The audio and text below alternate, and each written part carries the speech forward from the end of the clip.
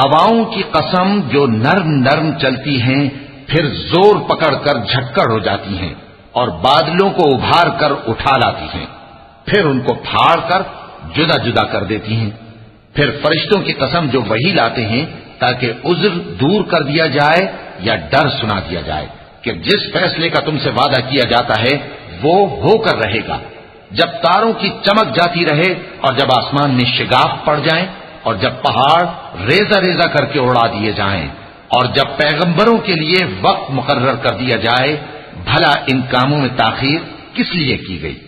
فیصلے کے دن کے لیے، اور تمہیں کیا خبر کہ فیصلے کا دن کیا ہے؟ اس دن جھٹلانے والوں کے لیے خرابی ہوگی۔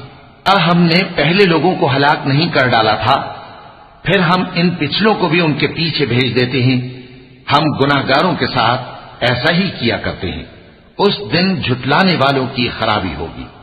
کیا ہم نے تم کو حقیر پانی سے نہیں پیدا کیا، پھر اس کو ایک محفوظ جگہ میں رکھا ایک وقت معین تک، پھر ہم نے اندازہ مقرر کیا، سو ہم کیا ہی خوب اندازہ مقرر کرنے والے ہیں۔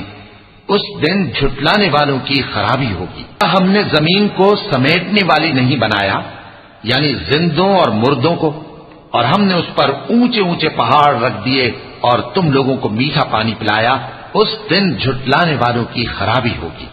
جس چیز کو تم جھٹلایا کرتے تھے اب اس کی طرف چلو، یعنی اس سائے کی طرف چلو جس کی 3 شاخیں ہیں، نہ ٹھنڈی چھاؤں اور نہ شعلوں سے بچاؤ، اس سے آگ کی اتنی اتنی بڑی چنگاریاں اڑتی ہیں جیسے محل، گویا زرد رنگ کے اونٹ ہیں۔